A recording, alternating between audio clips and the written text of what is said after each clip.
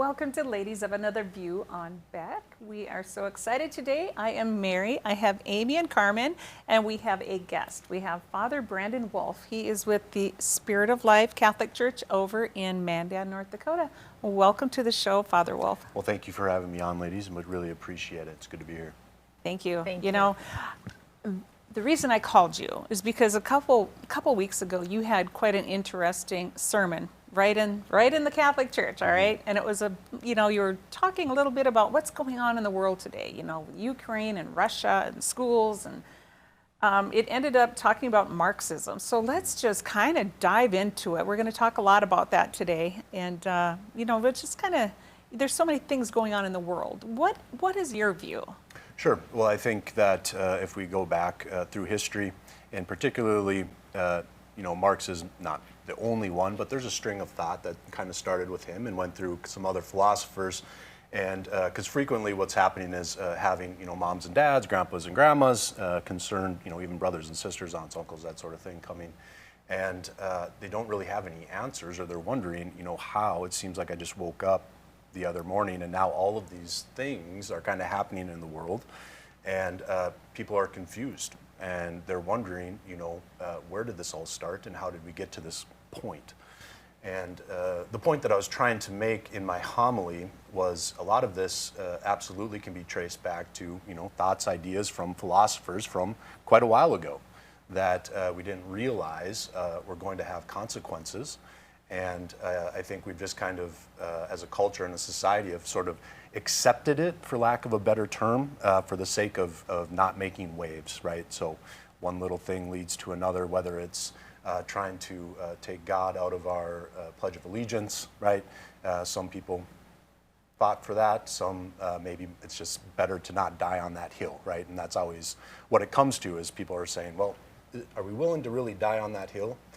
Depending on, whatever it is, whether it's, funding for abortion or, any of these sorts of things. And my argument within that homily was, when it comes to the human person, that if we're willing to continue to kind of rip some of these things out of our culture, and we're not really willing to ever fight for them, what we're really doing is we're ripping out images of God all over the place.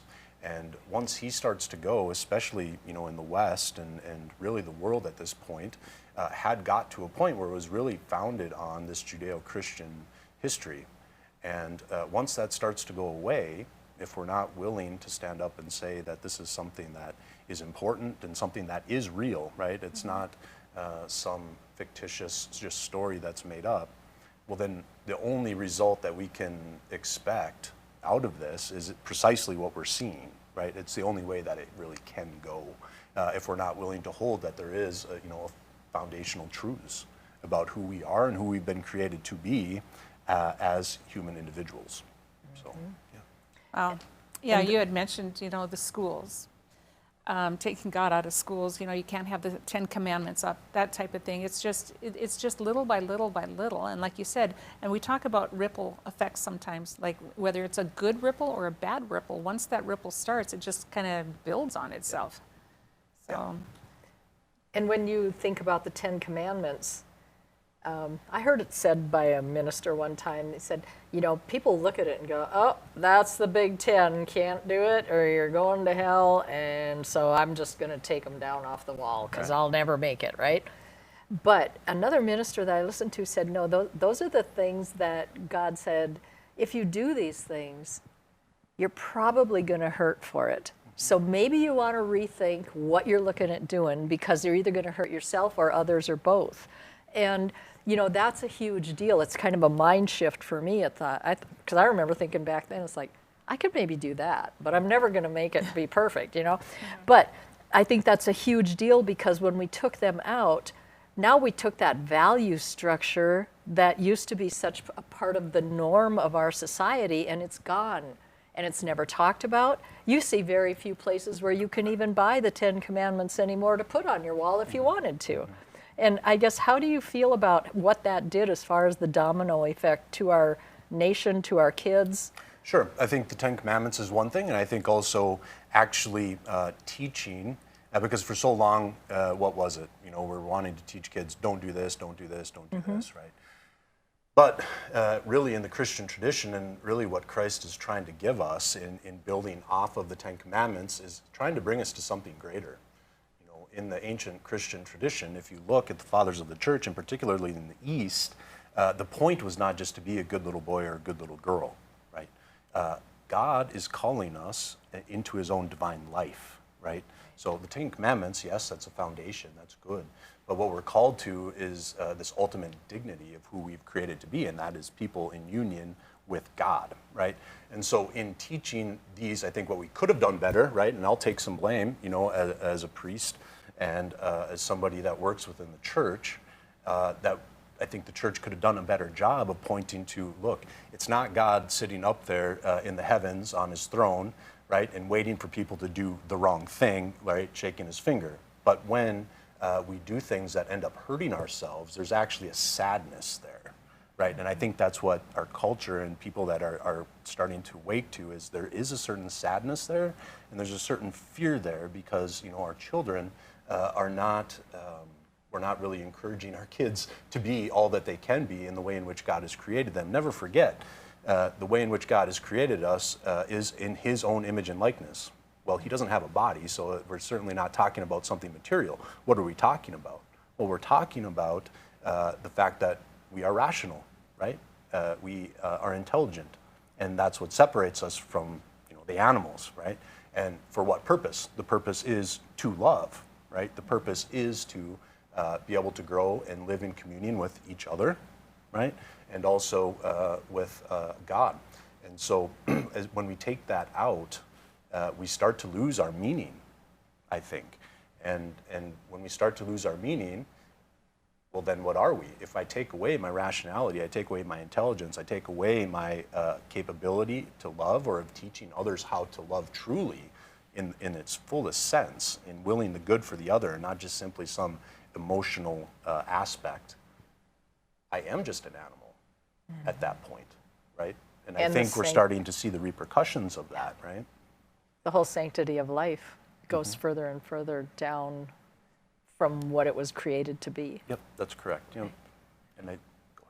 Yeah, it's as I guess a mom of kids that are growing up, I envy the people that have their children already grown up, but there are grandchildren. It's where is the middle ground of teaching our children right versus wrong, but also children have a really simple explanation of right and wrong. They either like it or they hate it. And how do you teach your child, because we've had conversations in my house, how do you teach your child to hate the sin and not the sinner, and for them to understand the difference? Yeah, no, that's a good question.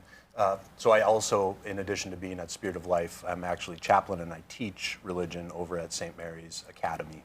And so these are the same types of questions that I receive from my students all the time.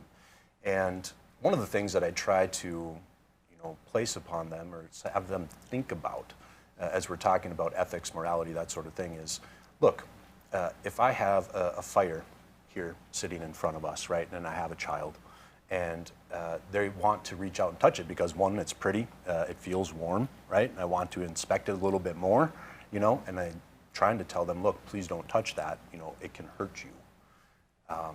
In them touching it, I hate that act of them touching it. Why? Well, because it's not good for them, right? But the reason why I'm telling them to touch it, not to touch it, is it's not because I hate them, it's because I love them very much, right? And so there's a big difference there, I think. And I think students are able to see that.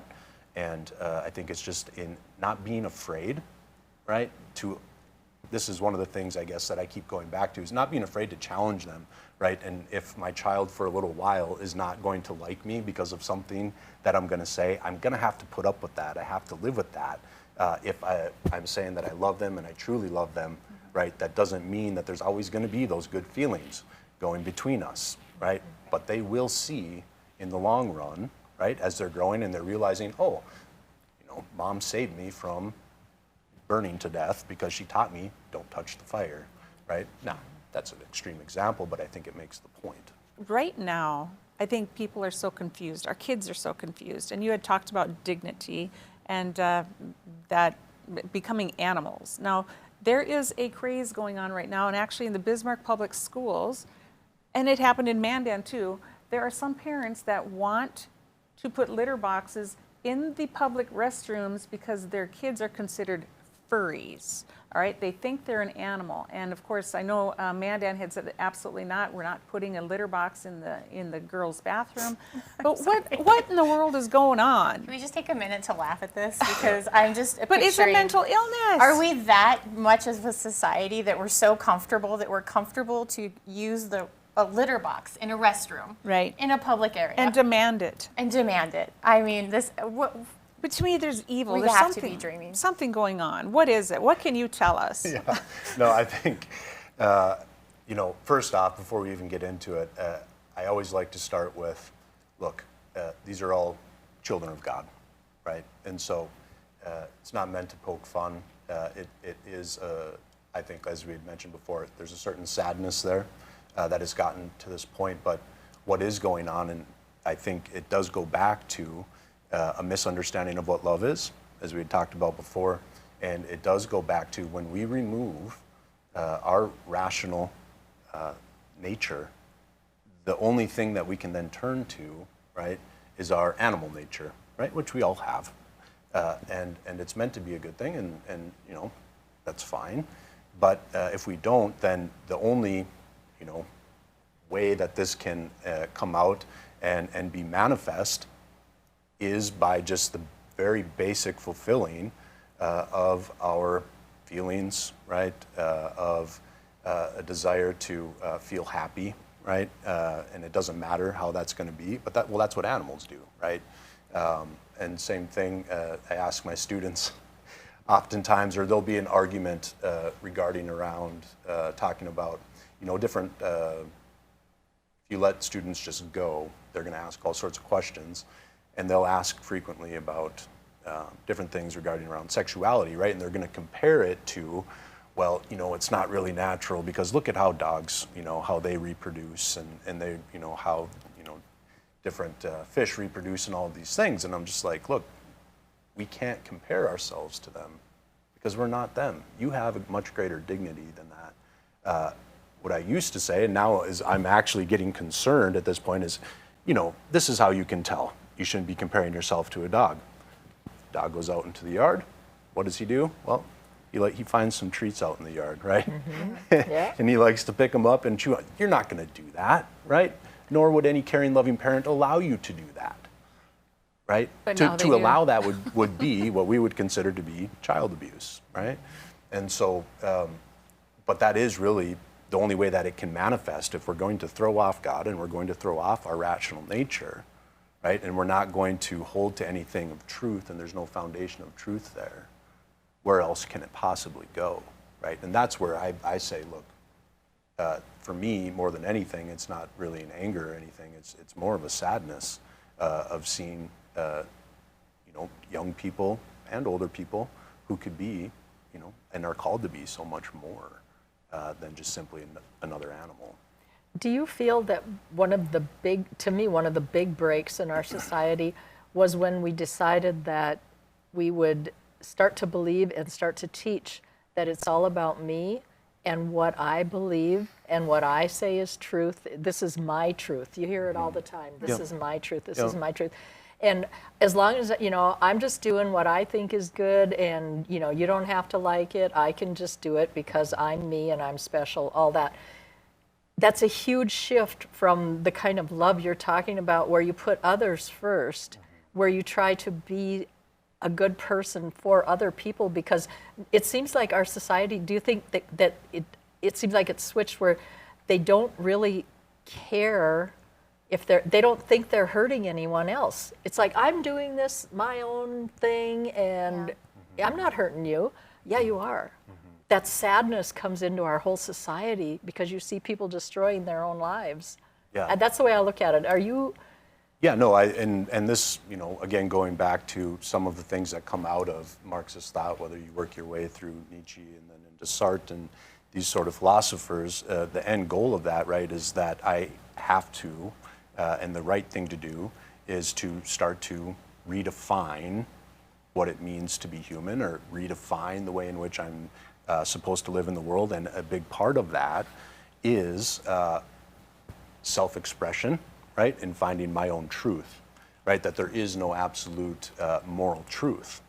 And so when we lose that foundation of God, which our country has been built on, right? So this is the next, as far as I see it, if it continues down this road, the only thing that can happen, next for our country, right, is going to be just a completely reworking of our political system, right?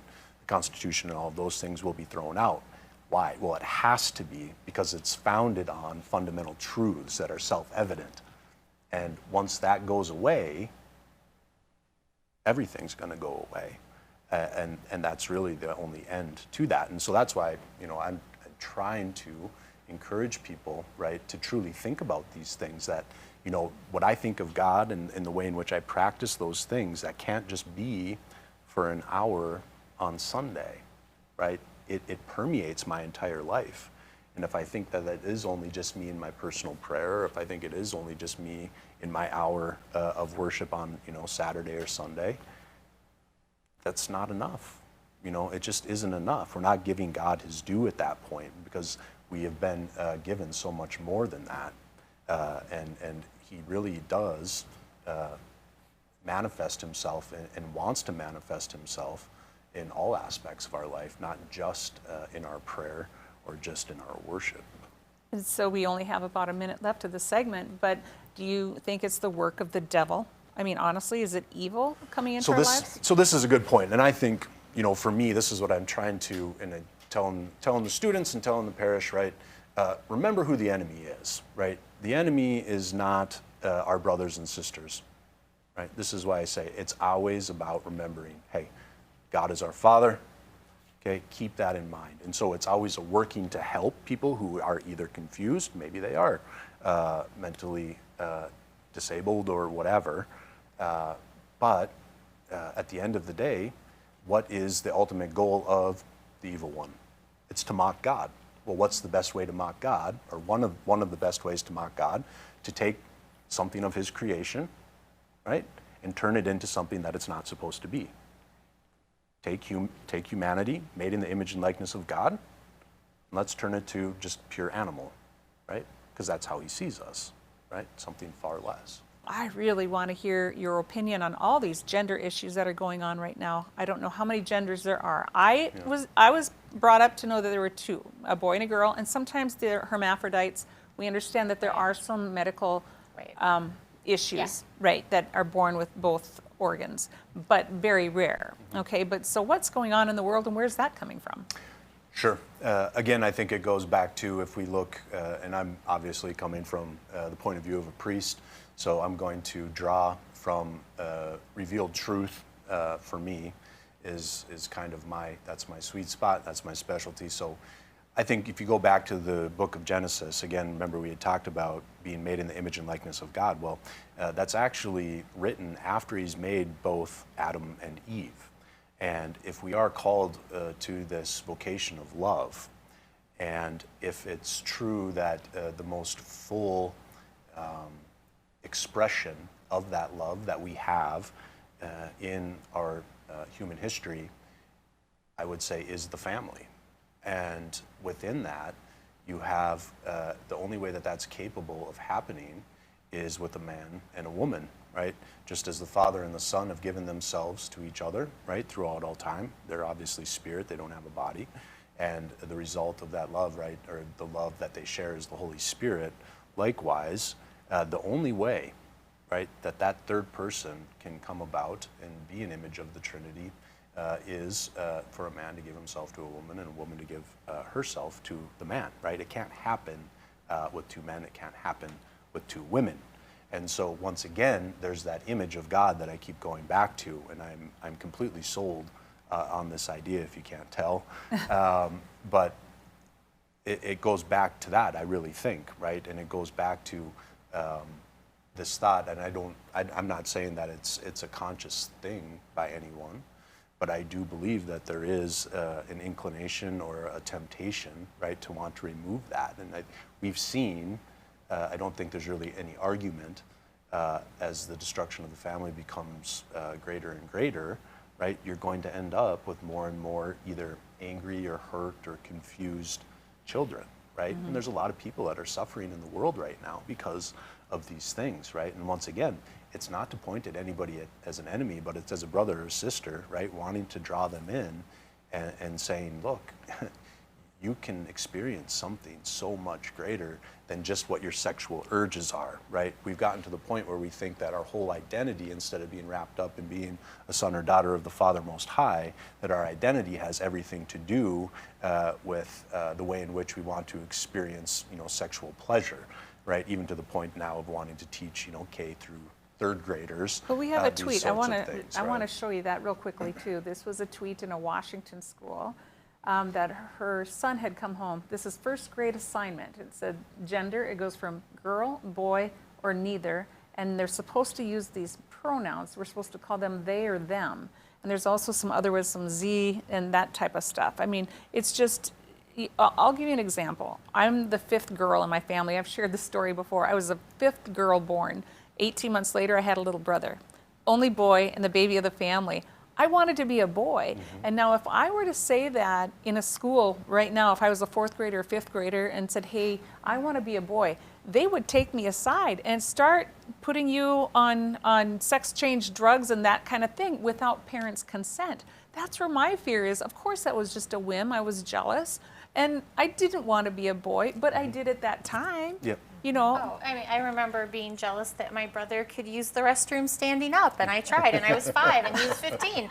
Does not mean I wanted to be a boy, but in today's standards, Then yes, I mean, we can help you be a boy. Yeah. And so you see kind of this flip-flopping. First, before we get to that, I guess, what did we used to, at least, when I was growing up, K through 3, that sort of thing. What is it you want to be when you grow up? And A fireman. almost always, right? It's something like that, a fireman, even if it was to be a sports star or, whatever. There's something where you're getting out of yourself and you're wanting to contribute and to give something to somebody else, right? Even if it's something that you enjoyed. But when we're talking about and teaching students, young kids, that what really matters is their sexuality, right, and how it is that I'm going to identify as that, that's all focused, at me. And it has nothing to do with anybody else. It's really, truly about a self-love. I'm not saying don't love yourself, right? Love yourself, that's great. But there has to be something else other than just my foundational truth for me. And what you're noticing, I think, is, look, K through 3, teaching them about things like this, right? That's something that should be reserved if you are going to talk about those sorts of things, or if there is somebody who's trying to work through those things. It's something that should be done at a much later age, right? That should be done, okay? And then same thing, as we're just talking about, at a later age, what's happening? Well, you have the adults who are wanting to revert to things like furries, right? Doing the things that kids used to do, right? The kids are the ones who are saying, I want to be a dog or a cat, right? It's not unusual to have a little kid come in and say, yeah, I'm a dog, and does the whole barking and everything.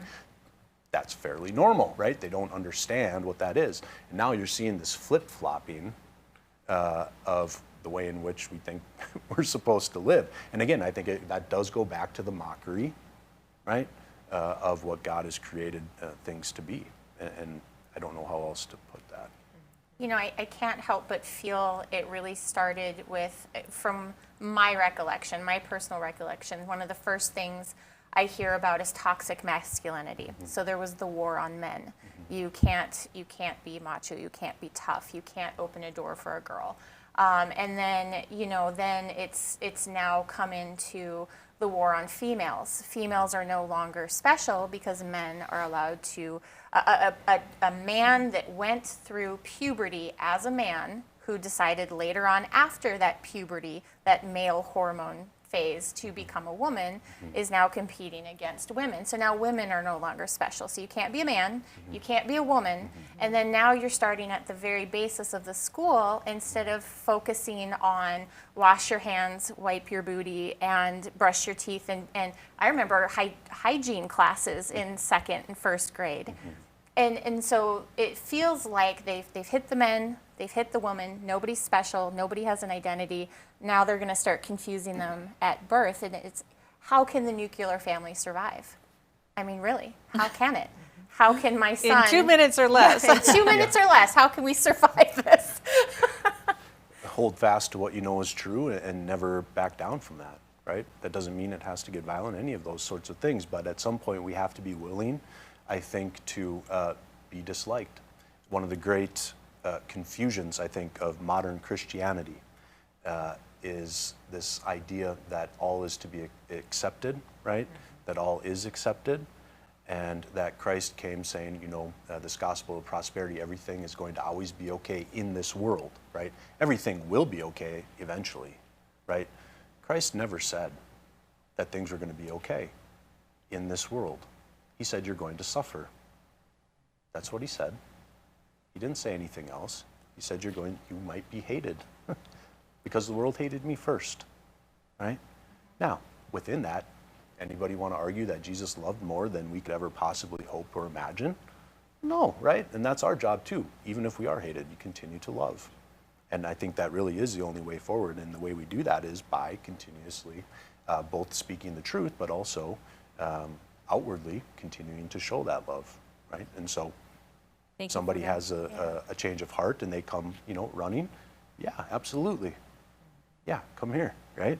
You know, I want to be able to be there for you and those sorts of things. And so I think we want to think that this world can be a utopia, and it just isn't going to be. All right, so I'm going to give you an extra moment because I really want to just quickly go through today. They prayed the rosary for Russia and the Ukraine for the consecration to Mary. So just 1 minute, just give me your opinion on that or the strength of that or what can happen. Absolutely. So when all else fails, right, never forget whether people in Russia or Ukraine, there are a lot of just normal people, Yes. right, that don't want this. Citizens, just right? citizens Normal like you and me. citizens. Right. And so I think the best thing sometimes that we can do is pray for conversion of heart. I think we can pray for peace a lot, and we're not really thinking about what we're doing, that just randomly peace is going to happen. But if we want peace in the world, and this goes even to just within our culture and our society, we've got to get to a place where there's peace reigning first in each individual's heart. And that's what Christ has tried to come. That is the good news. I can bring peace to your heart if you will let me. And when that happens, then there can be something approaching a utopia, you know, or you know, the kingdom of heaven would be a better way to put it.